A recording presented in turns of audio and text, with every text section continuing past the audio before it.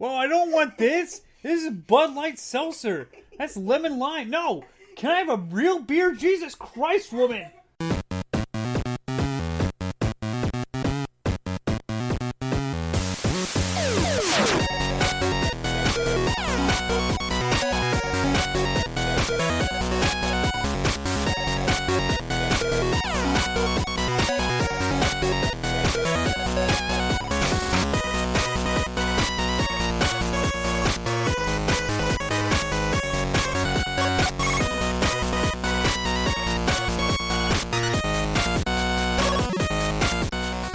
Hail, salutations, and welcome, ladies and gentlemen, to another episode of the G.N.A podcast, Games, Nerds, and Alcohol, where one of us gets drunk and the rest of us are responsible, do not drink, and do not condone the use of drugs, alcohol, or anything that would alter your mind. My God, what is wrong with you, sir? Dude, stop. That's a lie. I would be drinking, but I have to go to work. This is Sunday. Is this not my church podcast? Am I in the wrong room? Ah, darn it. Yeah, dude, you're in the wrong room. That's two podcasts down to the right. Then you have to go down the stairs, past the furnace, and into the fiery blaze. I was wondering why it was so dang cold in here. Well, ladies and gentlemen, you heard him. We have Zyberblood joining us today. How are you doing, Zyber? I'm doing great. I mean, considering some things going on in the world today, I'm doing pretty good. Yeah, the world's a little crazy, but there's sane people, there's rational people. Speaking of rational people, Ko, how are you doing, sir? I'm doing amazing right now. Yeah. Good. Glad to hear it. And, well, ladies and gentlemen, this is a Sunday recording, but you don't know that because it still comes out on Tuesday. But we are here. Hopefully comes out on Tuesday. Well, I mean, if the servers go down, then sure. But, you know, it's not like we have to go into work to turn this in or squeeze ourselves around some giant pink elephant in the room. But anyway, ladies and gentlemen, this is the G.N.A podcast, and unfortunately, two of your hosts are not drinking. One of them, for reasons I will get to, one I get to what I'm partaking of, but for the one person who is holding true and carries the flag forward to honor this podcast and all that it stands for and its infinite glory, Ko, what are you partaking in tonight, sir? I'm partaking in some dragon's milk, and it is nice. Delicious. Is that just the regular old dragon's milk? Nothing reserved? It is. Yeah, it's the bourbon barrel aged stout from Dragon's Milk, the original. I had that last night. It's so good. I don't know if I'll ever stop drinking it was really good. The one that I had was aged since I saw Cecil over the holidays, and he gave me a bottle, and I haven't touched it because, well, I haven't really felt like drinking it. So I did that last night, and it was really good. Once the air hit it in the snifter, it was really sweet, and then it had sort of a chocolatey, earthy finish. I really enjoyed it. I don't know why people are so against it. I mean, it didn't give me mud butt. Yeah, I don't understand those claims either. I think they might have had something else going on with them. Taco Bell? Maybe? I don't know. It doesn't bother me either. I've had that, and I've had the dragon's milk. I want to say white? Yep, I had the white. It's more caramely. It's lighter. But honestly, the regular one to me is fine. But as we've talked on this show before, the more you drink something, the more you're inclined to just be, tolerant to stuff like, I don't know, maybe it's Cecil's wording. Maybe it's better IPAs, but the IPAs are starting to grow on me. I didn't think that happened, but it did. That just took a little more experience and some better ones. But and a whole lot of peer pressure. Yes, peer pressure. Everyone, peer pressure, they're doing it. Why aren't you? Zyber, since you're obviously not drinking either. So some would say. What are you partaking in tonight? Well, I am partaking of a gingery substance, and I really don't think anyone at work really listens to this. But yeah, I put a few drops of gin in it, but it is a gingery substance. A gingery substance? Okay. So Yes. how does this concoction of yours taste? Oh, absolutely fabulous. If you like things on the lines of Moscow mules, you'll like it. I've had a good Moscow Mule. But then again, I had a good number of drinks beforehand, so maybe that's why the Moscow Mule was so good. Gin is, some of you may know, is not my favorite. It burns like the Oh dickens. my goodness. You got to try this gin. When I come down for your wedding, I will make sure I have a bottle of Tomcat gin. All right, I won't say no. I'm sure I'll be shit-faced by then, but I won't say no. No. The second I see you that Friday, before your wedding, because I really hope I do get to see you before the wedding, because I'm not flying down to Florida after work and being up for over 24 hours and not seeing Blue Shark for the first time. I will be sure to fit you into my, hopefully, less hectic day. I don't know. I've heard horror stories from people, but hopefully it's just because they're anal. I'm trying to take it on the side of, shit goes wrong. I and my fiance are the only ones going to know. The rest of them aren't going to know, and they're going to have a good time. But I'm looking forward to having you there and others. It's going to be a good time. But let's get back on what I'm drinking this evening. It's sorry, coughing. I'm drinking the You're drinking a Pokemon? That's a dad joke right there. No. I'm drinking Greenwise lemon flavored sparkling water from Publix.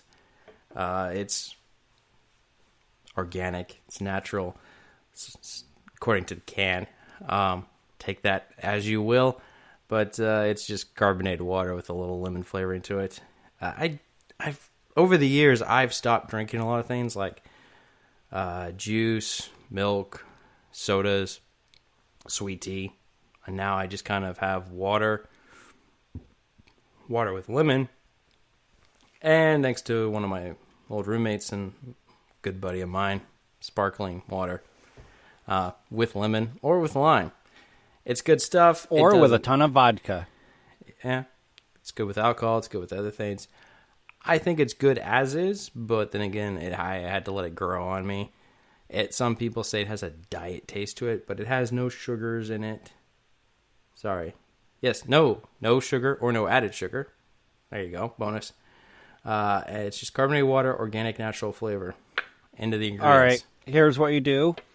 You go to a liquor store, buy some schnapps that you like, and start adding schnapps to it and make spritzers. There you go.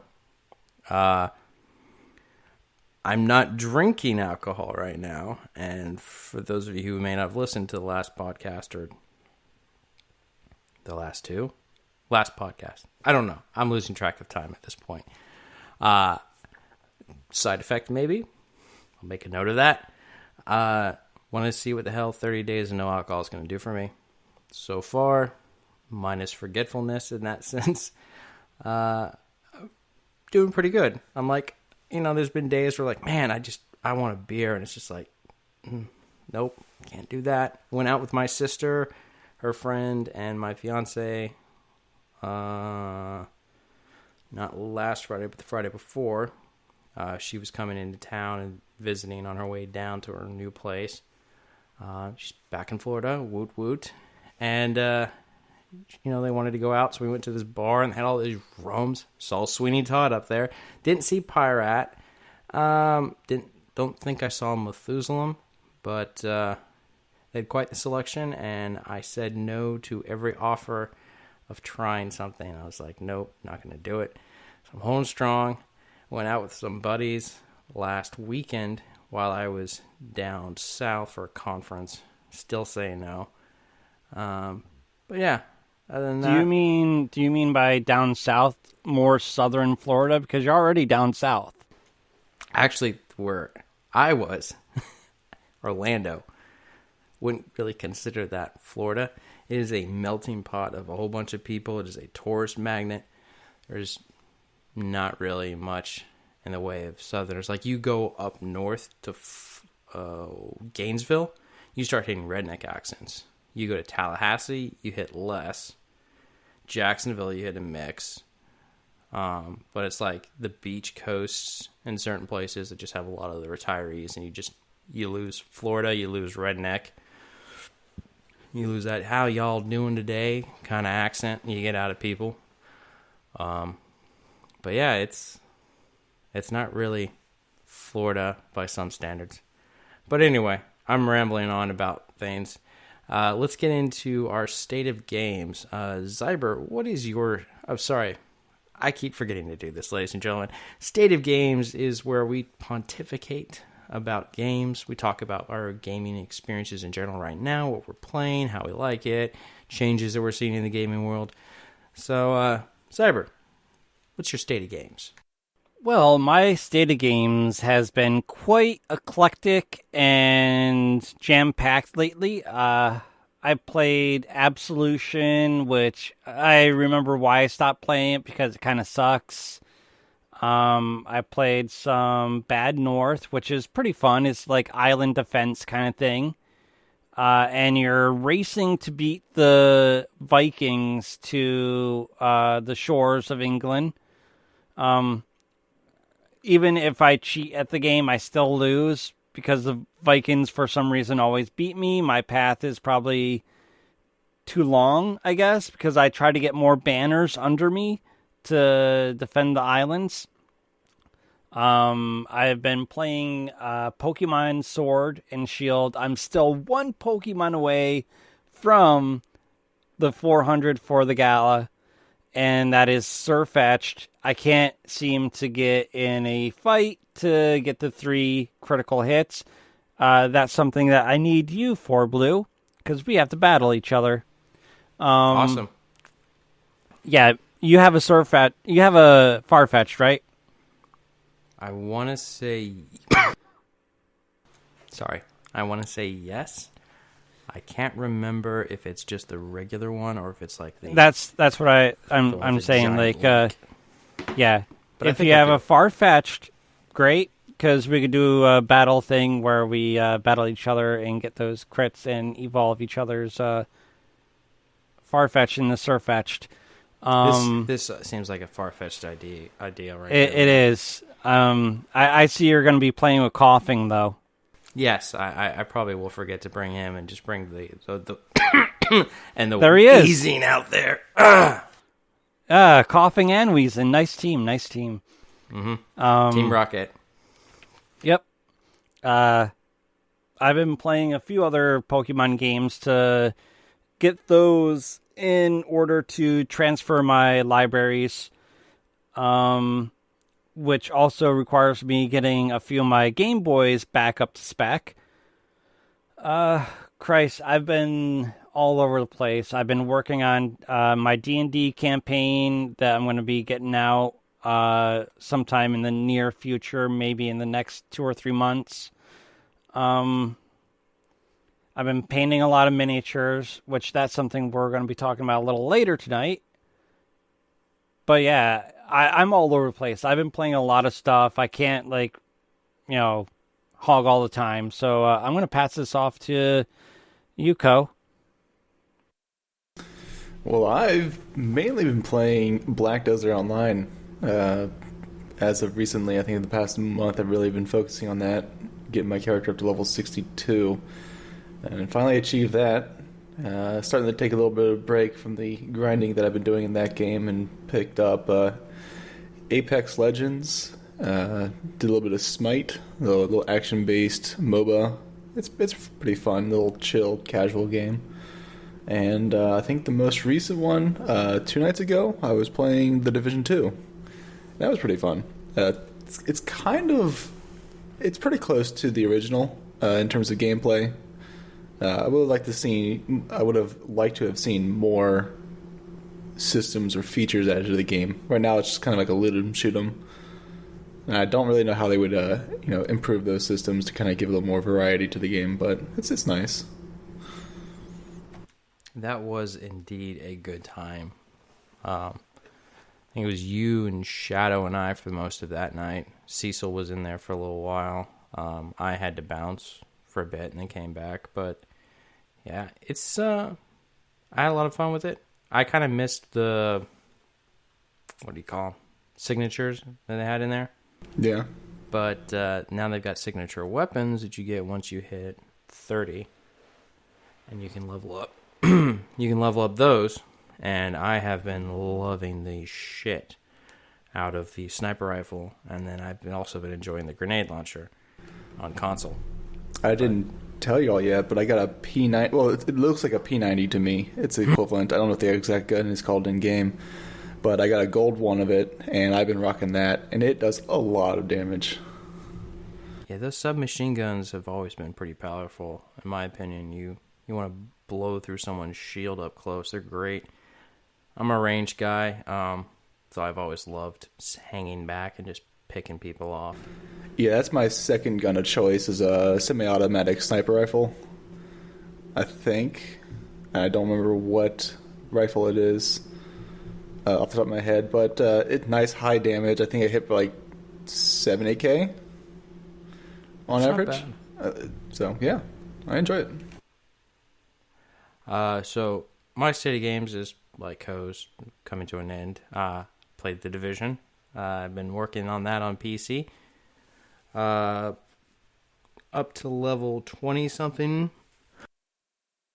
I have the booster. I can jump to 30, but I don't know. It's more fun to do it this way, I guess. That, and I mentioned something about losing certain missions and levels that you'll not going to be able to do. So I don't want that to happen. So, been doing that. Did I? No. I played a lot of mobile games. Some word puzzle game. I've been playing the crap out of that. Played some Pokemon Go.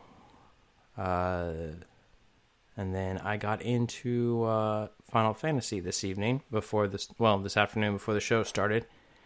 I was playing this one where it's I think it's called Terra World, Terra. You get thrown into it with the character from the game her name's Sarah. As Noctis, you're just like going through the world in Final Fantasy 15, and you come across this noise, and it's, for the life of me, I can't remember the name of the darn creatures, but these little creatures, and you meet them, and they're talking about the Eroder. It's destroying this world that they've been creating. Moogles? No, they're not Moogles. They're white, and they've got Moogles are white. No, but they don't look like a Moogle because they're just mostly white, black eyes, and they have something in, I think, Japanese written down their chest. And they're very tiny, and they talk in some different language. Sarah can apparently understand them. But they're part of some different world. They're not in the Final Fantasy 15 world. It's one of these weird crossovers that they're doing between Final Fantasy 15 and this game, Terra World. I guess promoting that game. So I played that. I'm still trying to get my Hunter rank up in that game because I'm thoroughly convinced now at level 90,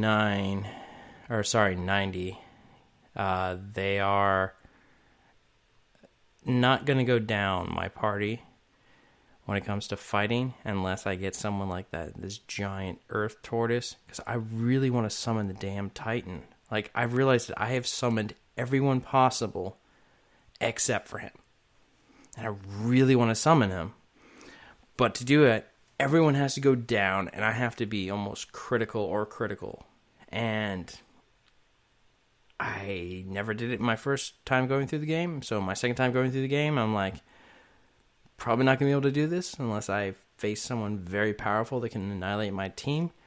And I think they've made some change with the magic. It used to be something you could wear, a band that would protect you from friendly fire with magic. I took all that stuff off and threw a quad cast spell at my team and an enemy, and it didn't do squat to my enemy except they were like, I'm on fire, or, I'm cold, or, whatever. But it didn't really take away, health points. So I got to find some strong enemy to knock them down, and hopefully I can summon the Titan finally, for the first time ever in Final Fantasy 15.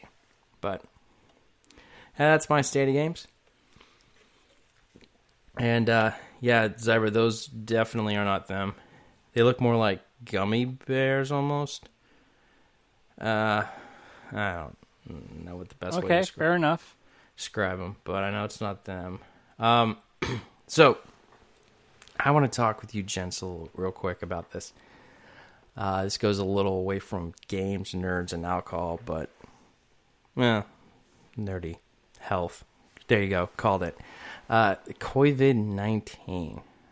So the coronavirus. People are freaking out. Some of them are like, And I'm kind of like, need to pay attention. Don't touch my face. Wash my hands. After touching like surfaces and such. But, it's not really a concern. My main concern is what people are doing with grocery stores right now. My God. Yeah, I shared a picture yesterday. It's sickening. Yeah, we went to several stores in the area, and the shelves were bare. Yeah. So I'm hearing that. Are you coming across similar situations? Oh, yeah. I've gone to Publix, Target, Walmart, Walgreens, CVS, and the only place that had toilet paper was CVS, and they were in singles, not like packs or anything. So I just bought a few of those, and I'm like, okay, well, I actually needed toilet paper. I'm not buying up the stock up. So I'm like, oh no, I'm like down to my last roll. I need more. And everyone is there panic buying all of it. Yep. So I've been hearing like people are just doing it because they're seeing other people doing it, and then like last night my mother mentioned that people are buying all this crap because they just said it on the news. Prepare for a 2-week isolation. So go to the store and buy everything to last you for 2 weeks, which is freaking mind-boggling. But see, what day was that? That was Friday? Yeah, Friday. Went to the grocery store. Eggs, bread. They were kind of starting to thin out. Yeah, toilet paper's been gone for a while. Hand sanitizer's been gone for a while. And then there's also the disinfecting wipes, like for the kitchen counters or baby wipes. That stuff has been gone. They already have signs up that are saying, limit 2 per customer. But today I went there to pick up some meds and a couple things. Produce, they still have produce. Selections, choices, not as broad. Yeah, it's very slim pickings in produce. Same thing with the meats. No eggs. They have milk, they have cheese. Bread is pretty much gone. There were probably I could probably count like 20 different loaves. Maybe not of the same thing, but like very slim. They still have chips. I forgot to check for rice. But they still have medicines for the most part. They are probably still out of alcohol when it comes to rubbing alcohol, disinfectant. I heard people are making their own hand sanitizer now. That's probably why they're running out of the alcohol. But it's crazy that people are doing this crap. Like, I don't remember them saying that. Maybe they have said it. But it's like, it'll throw people into a panic. And now they're closing the store at 8 o'clock instead of 10 to clean and disinfect. Good on them. To restock is usually what they do. Whether or not they'll have enough to restock, don't know. We'll find out. But it hasn't been long lines. I got a friend, her sister lives in Virginia. And there's long lines in the commissary. There was no toilet paper in Aldi. There was no food in Aldi. They were pretty much out of crap at the grocery store. She went to Food Lion, found what she needed, toilet paper and a few things. People have been telling me go to Winn-Dixie, because not a lot of people go there. And crazy thing, if you haven't thought of this, going to the Oriental Market. Because we have a bunch of those here, and that at least in the cities that I've lived in Florida, there are places called the Oriental Market. It might be a chain, or it just might be people using the same name. But a lot of people aren't going there because there have been people who have been shunning Chinese restaurants, shunning hibachi grills, sushi places, Chinatown. And it's like, oh, won't even let someone who's Oriental get into a cab with me. It's crazy that people have been doing that crap because this was before it even came over here. But now, saving grace, you got an Oriental Market near you. It might be a good idea to go check it out. Might have what you need. And for the love of all that's good, people, be kind, be courteous, try not to freak out, take precautions. This is something serious, but at the same time, this isn't something where you need to be stealing things from medical facilities, stealing supplies that need to be going to medical facilities, fighting over toilet paper. For Christ's sake, roll paper towels if you really need to wipe your butt. If you don't have anything, go outside. Those are all gone too, though. Some places they are. I mean, you can go hop in the shower. You can buy a bidet if you need it. There's leaves on the ground maybe where you live, but it's like the civility. Dude, I'd like to see you try and wipe your ass with a palm frond.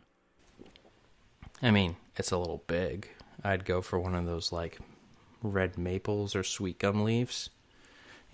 Something with a little more size to it, but not like something that's just, like a comedy prop, for Christ's sake.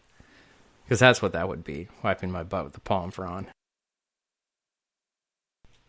But, yeah, it's a little bit crazy, and this kind of ties into an article that Mr. Cecil Xavier shared with the group. So, NVIDIA is calling on PC... Oh, gosh darn it.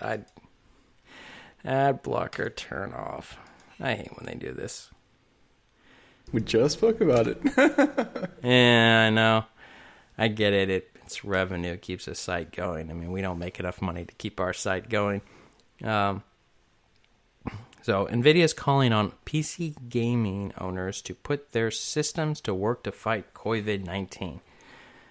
So, if you got a gaming PC, you can lend your graphical power to fighting the COVID-19 outbreak. There's not a thing I ever thought I'd write, but it turns out okay, so this is interesting. So they want to download an application and putting their spare clock cycles toward advancing human scientific knowledge of the virus. Program links computers into an international network that uses described processing power to chew through massive computing tasks. Okay. So it's basically like sharing whatever you've got extra so that they could fight to calculate how they are going to create a cure or how they're going to overcome COVID-19. What do y'all think about that? For myself, I wouldn't do it. Only because, I think it's some kind of mining scheme.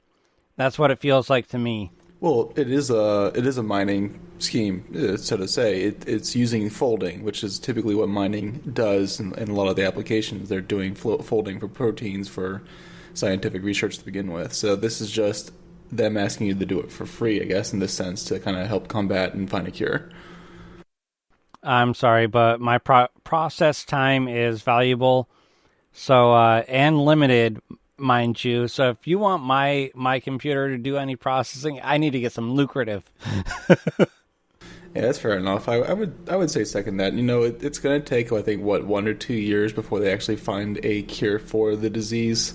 How much more do you think this is going to speed up the process to find a solution? It's playing towards people's fears, panics, or I can do good to help save this world in this time of crisis. Yeah. And, I mean, I get it. I understand. It's, if you're altruistic and you're trusting of this computer program to not cause any security leaks, that's always my main concern is, leaking security. It's my system. There's a reason why my system's behind a firewall. There's a reason why I use almost all 64 bits when it comes to my password, if I can, if I'm the one in charge of the router, because it allows you to protect certain things, banking information, taxes, personal private information, that it's my private life and I don't want people getting into it. Wow, But- I only use 4 of the 64. Well, I mean, it's everyone's choice. So I'm curious as to why they're asking for gamers to sit there and do this. When I know there are supercomputers that many countries have built year over year that can perform better than the vast majority of computers out in the consumer market, or I guess the consumer audience, that will perform better than all of them. So why don't we take advantage of that? What about placating to all these crypto miners? Right? Yeah. Yeah, like those crypto miners are gonna give away their time when they could be making money. It's Games Radar, a reasonably trusted site in my opinion. Honestly, I would originally tack this up to being some sort of scheme for someone to take advantage. I mean, there's scams are all over the place right now for COVID-19.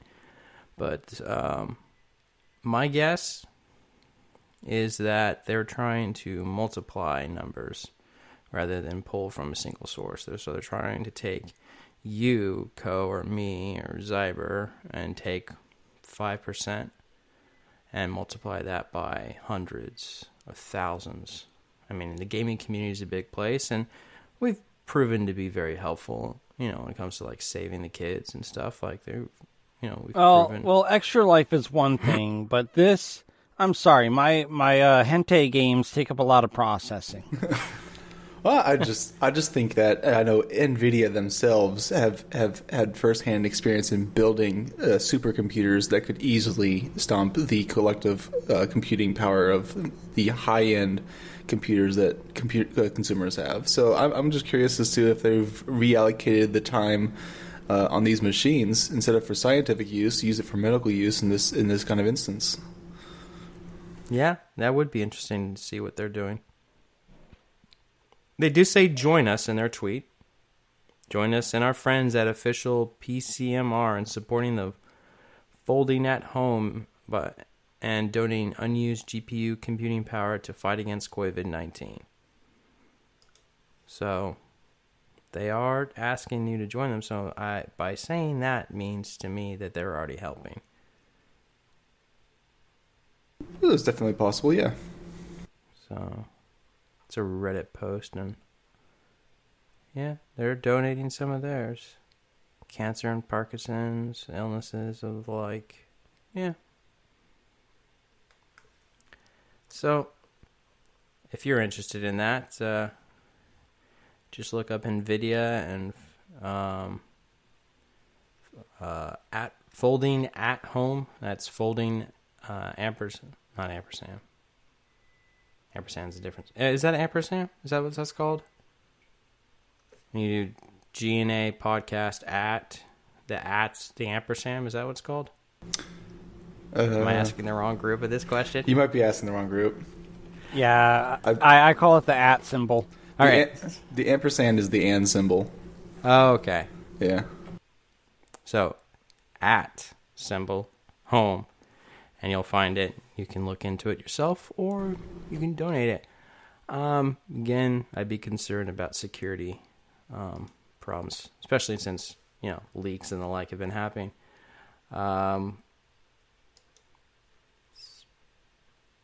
Speaking of horrible segues, because we just talked about that, how do you guys feel about a glow-in-the-dark spiced rum?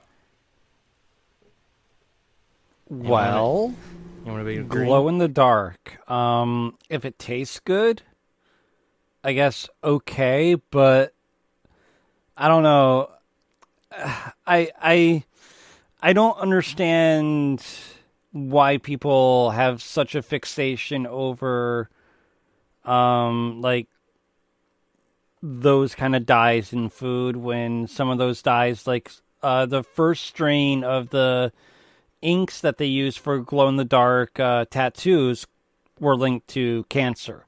Like, I don't know, drinking alcohol that glows in the dark for some reason says cancer-causing materials more so than any other stuff in your life. I'm curious at how young of an audience they're trying to target, because they want to captivate a younger audience. Well, this is a UK brand of rum, so I can understand there might be a lower drinking age, but you can't get that much lower in the United States if they're importing it over here. I mean, 21. I don't think 21-year-olds would be explicitly going for glow-in-the-dark rum. They'd be looking for whatever's cheapest at this point. Yeah, it's the number one rum that they have in UK, reportedly, according to the dieline.com. So, brand consistency. Inspired by Caribbean folklore, the Duppy Share age design tells the story of Duppies emerging at night to steal the best rum from each barrel as it ages. The Duppy Share goes a step further in depicting the Duppy dancing as it enjoys the rum, placed front of a pack. The illustrative design brings an instant shelf stand out and tells the brand story, building heritage in a clear and immediate way. So, from what I can tell, you don't actually have a glass that glows in the dark. Blah, blah, blah. So it's a bottle label. That's it. So, What? That's it? Just the label? It's just the label. Oh. I thought Rip. Yeah, because I was like, all right. So they showed the bottles. Like, all right, cool. Show me the glass. It's glowing in the dark. Nope, it's the label itself. Once again, that looks like it's clickbait. Yeah. You think? Yeah. know. Well, speaking of glow-in-the-dark spiced rum, there is a vodka coming out of Chernobyl now. That's actually supposed to be pretty damn good. But because it's Chernobyl, no, thank you. Yeah, that's but they only made one. That's it. Just one bottle. They did not make any others. So Lord knows how much that one would cost. Probably some collector's item at some point. But this would have been a better article to go with next. So I know some of us have been a little annoyed about certain things, like it's only on the Epic Store, you can't buy it on Steam, or it's not coming out on console, PC, it's only coming out on console, and then eventually PC. But Epic is wholeheartedly supporting G.Force. And so apparently... G-Force? Not G-Force, G-Force? All right, G-Force, whatever. I wasn't sure how to go with that, so I did the pause, and I shouldn't have gone with the pause, folks. So, Activision Blizzard, Bethesda, 2K, and indie studios Hinterland have all pulled games from NVIDIA's streaming service, GeForce Now, since it left beta and added a paid tier for subscribers.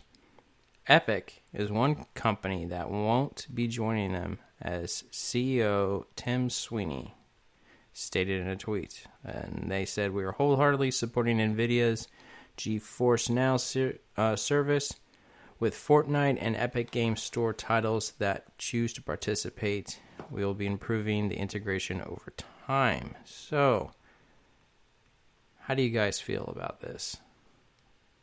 I'm not a fan of Epic, really, so I haven't really paid attention to them in, God, when did they launch their launcher service?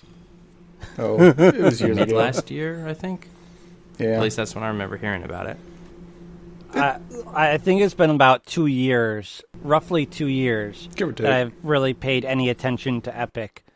I mean, to me, them playing the games that they do as the corporate entity that they are is really shady and doesn't sit well with me, so I abstain from anything Epic, really. So I don't personally have anything against it. I don't have any bias towards or against Epic. I'll play a game regardless of platform. Honestly, they all do it. They all have their backdoor deals. Epic is just the most open about it at this point. And my understanding from what I've discussed with Cecil and others on our Discord, I don't see why developers are choosing to pull out of the GeForce Now system. They're not losing any money out of the bottom line. It's just giving gamers the alternative to stream their games from the GeForce software. So it's just a competitor to Stadia, I think. Well, how I think they're losing, and this is just how I would understand it. So I have a billboard, and it advertises something. And the billboard is displayed in a room, and to get into the room, you have to have a key. To get the key, you have to pay to have the key. So I'm advertising, or I'm giving you a chance to see my product in a room that's only accessible to you if you have the key. But the key... With things like games that we already own, or like services like Steam, where I'm not charging or being charged by Steam to download games. I'm only being charged to buy the game. Now, Steam probably takes their cut from whatever, and that's how they do it. But if I don't touch the games, which, that tend to happen a lot with my Steam games, I'm not paying Steam a fee to continue accessing a launcher to play those games. Independent studios don't necessarily have launchers for their games, which I kind of don't understand, because having played games on a floppy disk, I don't know why you need a launcher. I would have thought that'd been integral. Your game can launch itself. I mean, hold on. To me, launchers are just like a large key ring that holds all your key information, saying, "Hey, you have a right to play this game." Oh, okay, so I don't have to keep typing in the code, and it helps protect, and licensing has gotten a lot harder and stricter in the years since floppy disk. So with GeForce Now and how it was explained to me, is that GeForce Now simply piggybacks off of Steam. You're not losing any advertising. It's just running games off of the Steam platform to then run the games on GeForce Now's hardware, and then it redirects it back to your computer. So everything is still going through Steam. So it's no different than me picking up. So it's just like a link, like the Steam link. It's redirecting. That's all it's doing, as far as my understanding is. And I could be incorrect, but that's what I've gathered from discussions previously. Well, and if that is true, then I'd ask the question, why do you need to pay for something like that? So my assumption, and maybe a developer would like to point out more behind-the-scenes information on this, is that do they just want to make more money off of selling an extra title to another consumer? So are they trying to force consumers to purchase a second title on GeForce Now? Is that what they're trying to do? Because I don't see why this is going to hurt anyone's business in any other sense other than that. I mean, for myself, I have many different pieces of technology that allow me to use games in an unintended manner. Like, all my consoles aren't intended to be played through my PC. But I have my Elgato, I have my Aver Media, and I have my Prox Hub. And they all put my consoles through my computer so that I can stream them. I have basically no license for it in that manner, but I can still do it, and I'm not getting charged any extra for it. My streams aren't getting canceled. I don't understand why, to use something like a Steam Link, a company says, hey, you're shooting this game off to another system of viewing, you have to pay us. Because to us, that's you having a second game. I don't understand it. Yeah, and I know with The Division 2, you can launch it on your PC through Uplay's launcher. There's some issues. Cecil's said that the NVIDIA launcher is sometimes cleaner, sometimes better performance, better graphics. So I guess that's where you could get a benefit. That just came to me right now, but I don't know if I want to pay for that kind of service if I've already owned the game. Like, why would I pay something else? I mean, I guess if it's a cloud and I could pull it anywhere else in the world on a different computer, then sure, I guess that's a service. But Steam already offers that with a lot of their games. You can go to any computer, log into your account, download a game, and if you backed up with a cloud, your save file's right there. It's true. Yep. And I think Uplay is the same way. I haven't tested Uplay out, but I know Steam it is. Does. I can do it with my South Park games and my Assassin's Creed games. Actually, every modern developer or launcher supports the ability to play your games from any location. The only thing it's tied to is your account at this point. Like, there's no limitation there.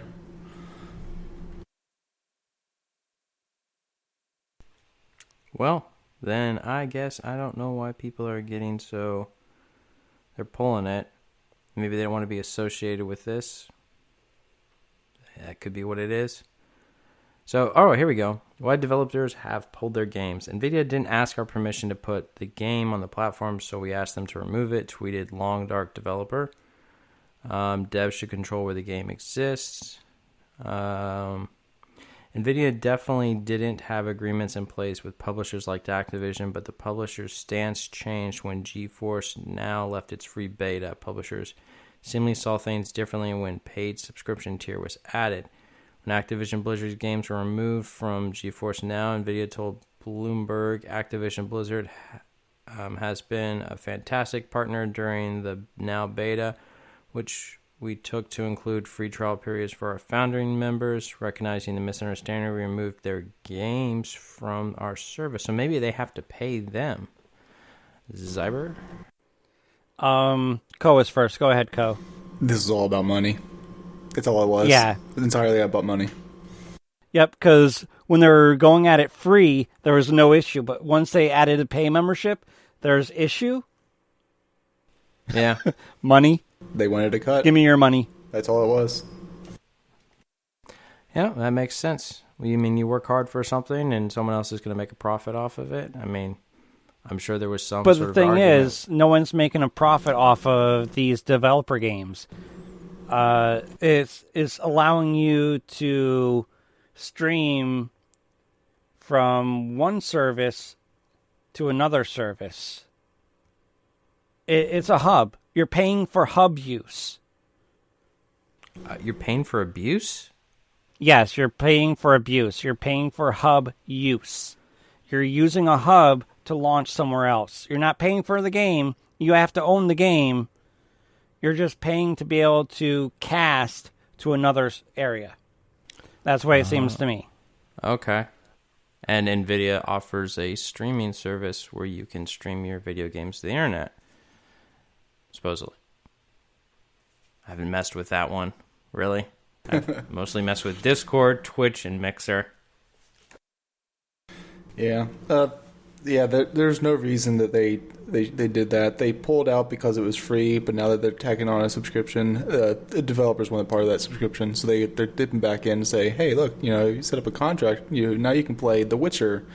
I'm not saying that they pulled out or anything, but just using it as an example, now say CD Projekt Red, for example, is getting a cut of that subscription. That's all it is. The Witcher did not pull out. The Witcher is genetically modified to not reproduce, so The Witcher has no need to pull out. I just had to add that in there.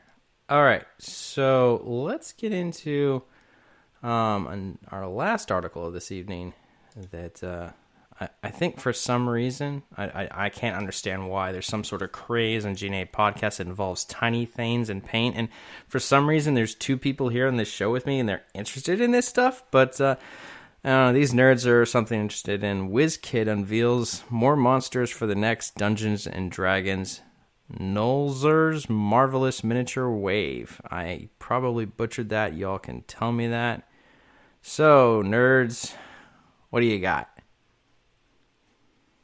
The Nolzer line is a line that I really like. I love the minis. The deep cuts and HD minis, love them.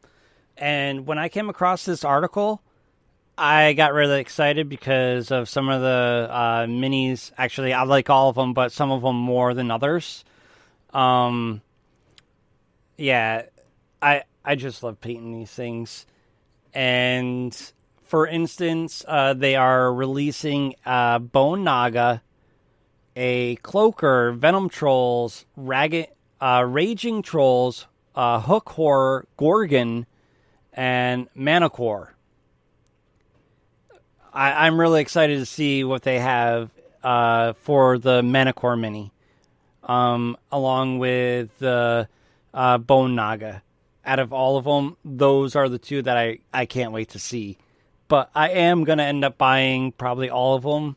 And they are keeping the same price point that they do have right now, which is $7.99 to $14.99, which is awesome. That's not a bad price for some molded plastic.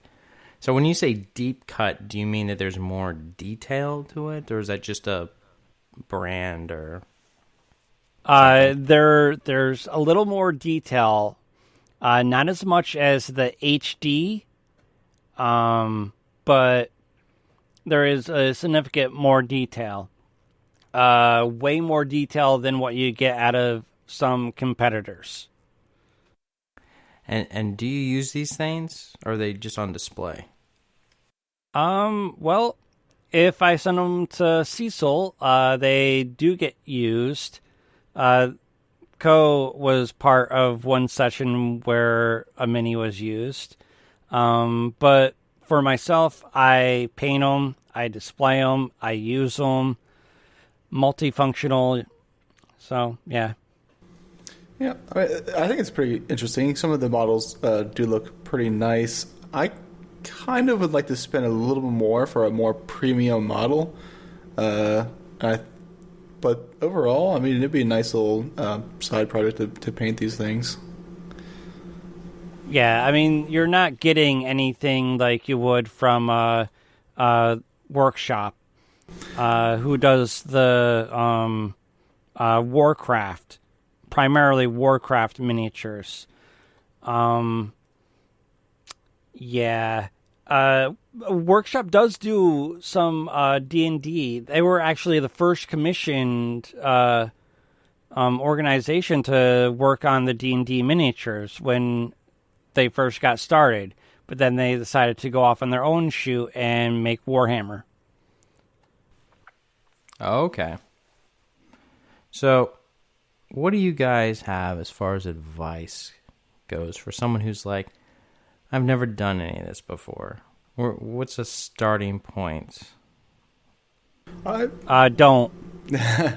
Yeah, miniatures are very expensive. If you are willing to fork over the money, I would say do something basic. And I think that this brand WizKids is kind of the more basic introductory level kind of models. Actually, Reaper would be the more cost-effective and introductory for anyone starting. One, because Reaper models do not have as much detail. Plus, with them ranging from 50 cents to about like $10 for some of their more expensive models. You could get quite a few and get some practice in, and then jump up to something like the WizKids. And if that's like, oh hey, I'm really nailing that, and I want to get a little more challenging, then you could jump to something like Workshop, which has insane detail. Yeah, absolutely. All right. Well, I'm glad to know that you guys have found your zen or yoga moments with these painting things. I'm assuming they're relaxing. I mean... Oh, yeah, it's very relaxing. I turn on some tunes or an audiobook and get the painting. It's great. Nice. I've never been much for a painter. I've always liked my stuff coming in as it's supposed to be. I've done models before, super glue and not super glue. Sorry, modeler's glue. Painting the stuff on and attaching the pieces. Squirting modeler's glue in a paper bag doesn't count. And that is not what I'm talking about. I did Gundam wing models. And then so that's what the kids are calling it these days. yeah, something like that back in the 90s. And then I think I also did a jet plane. I might have gotten that as a gift or something, and I ended up putting it together. Wasn't a lot of detail to it. Some of it was snap, but those models were they were fun. Painting wise, I've never really envisioned myself as an artist. It's that curse. You don't think you're good enough, so you don't do it. And so I never really ventured into it. But I remember having a few colors and painting a couple things. But yeah, that stuff starts to add up. Paint, brushes. Yeah, I'd say if you're going for like Reaper or even this, like I would do maybe one or two models. Say anywhere between like a few bucks versus $20, and then buy some paints. I wouldn't go over the top. Kind of base colors and maybe a second layer if you're feeling the need for a little more depth. And then, honestly, if you're looking at Games Workshop, I would avoid the Citadel paintbrushes. I think they're way too expensive, and the quality. Honestly, I went to like Michael's, for example, and I picked up a $5 set of paintbrushes, and because they're stiffer, I have more control over them. And I enjoy those more because they keep the tip longer and they paint easier for me. I will confirm, I spent $50 on a professional paintbrush set. And I went to Michael's and I spent $6.99 on a cheapo paintbrush set. Guess which paintbrush set I'm using? Michael's. Absolutely. Using the Michael set. The expensive paintbrush set just sits there. Every once in a while, I'll pull a brush out because it has a very sharp tip, and I'll attempt to do eyes, but that's about it. That's all I ever use it for. Yeah, like the only really expensive paintbrush I will purchase is one with the ultra fine tip, like something that's for eyes. And as you said, other than that, I won't use it. I won't use any other brush. So what are you using for... So your models are, what, the size of my hand? No. Smaller? Smaller. About size of a 50-cent piece sometimes, if not smaller. Some of the models that I do are the size of a penny. Okay. Or a dime. Now, I will say that I've done quite a few HQ pieces or the leaders of a faction called the Chaos Marines for Warhammer 40K. So I would say if you bulge up your fist, it would be roughly the same size with Abaddon, the Defiler, or the one I'm still working on, kind of slacked on the past few months, was the Vex Machinator that I'm working on. And that one's about the same, a little bit larger than that, but it's a mount plus a unit on top of it. So what size brushes do you guys go with, like tips and stuff for these tiny models? Just as a recommendation to someone who wants to get started off, what do they need to get in their paintbrush set? Or what set, is there a different $6.99 in set that they have in Michael's that you don't want to get? It depends on the area you want to cover and how fine the detail is. I would get a general range from a very small size. I don't know the exact names or the sizes for paintbrushes, but I would get a relatively large one for base painting, so it's quicker. And then I would use moderately smaller ones for any layers, and then I would sit there and work down to smaller and smaller brush sizes for finer details. Yeah, I would say the set that I got goes from 0.1 to 10. I would say get that set. It has a nice broad range for doing miniatures. It has a nice little fat brush in there that you could use for dry brushing. So the set covers a wide spectrum of how deep you want to get into your detail. It's worth it, I guess. But yeah, speaking of size, I guess the biggest I've done is probably the Frost Giant, which again, like Ko said, is about the size of your fist balled up. Awesome. And this has been a great introductory lesson into the joy of model painting, ladies and gentlemen. So, my lovely painters, can you tell them where the audience can find you for more painting tips and guidance? Zyber.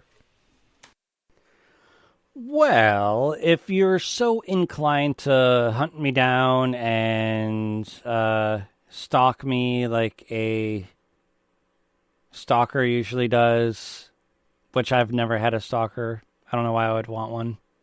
Maybe for the attention. I don't know.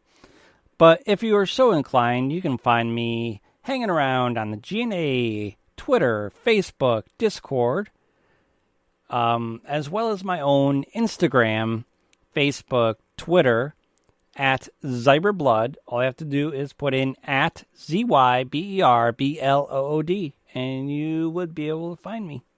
And Ko, where can the lovely people find you?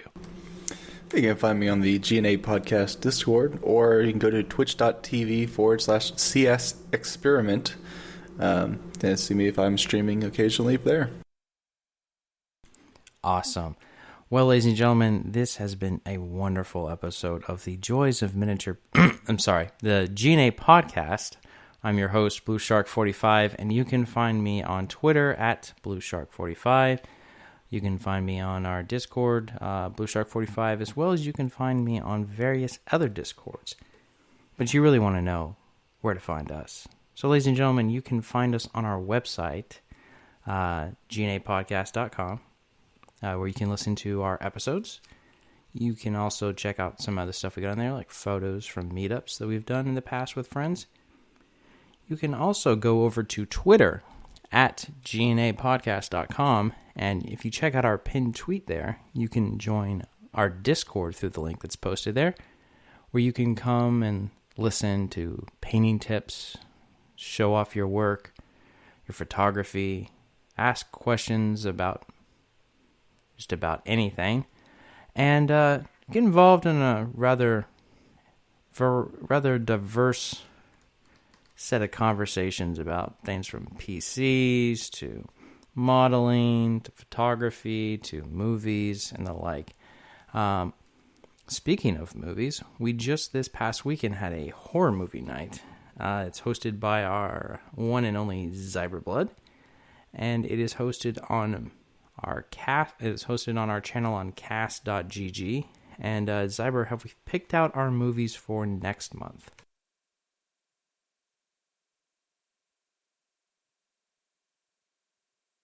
We have. They're up on the calendar. I can't remember off the top of my head right now. All right. Well, ladies and gentlemen, that is the second Saturday of every month, and it starts at 8:30 p.m. Eastern Standard Time. 8 o'clock. 8 o'clock. Starts at 8 o'clock Eastern Standard Time, and we host the weekend before that a game show night hosted on our Mixer channel, where you can check out the G.N.A podcast and mixer.com/G.N.A podcast, where we get together with you, the audience, and we play Jackbox games together. And you have the chance of actually winning a game when you play with us. We also do a weekly anime night hosted on our cast channel, cast.gg. And we are currently watching Demon Slayer. And we're about... I think we're about a third of the way through it at this point. We do that every Wednesday night at 19:30 Eastern Standard Time, and you can join us there for free and watch with us. We also have a very interesting proposition for you. We do this thing where we're partnered with this company, and you do this stuff, and it's good because it helps out other stuff and other things. And if I want to be more descriptive, I think I'm going to have to ask one of my fellow co-hosts, Zyber, you want to tell the lovely people about this company called Humble Bundle? Well, Humble Bundle is a game purchasing service where you purchase games, but with a twist. That twist being you can you can donate the entire thing to charity, which we at G.N.A. Sorry for that pause. Little brain fart there. We here at G.N.A. We support Extra Life. So if you want to get one of those bundles that they have, or just games, make sure that you put at the end of the Humble link, !partner equals G.N.A. podcast. And then once you get your games all set up and you go to purchase, go all the way down to the bottom. There's a little drop down there. And we want you to take the G.N.A. slider, go all the way to 0, and put the rest to either the developers, charity, or Humble themselves. Throw them a little bit, maybe. It just helps them know that our partnership is making a difference. Yes. And once again, Cecil's not here, so we don't have those numbers. But if you're interested, keep buying games to there with you playing. One of our members said that they did just recently drop about $70 on Humble, so I guess it's somewhere around $70.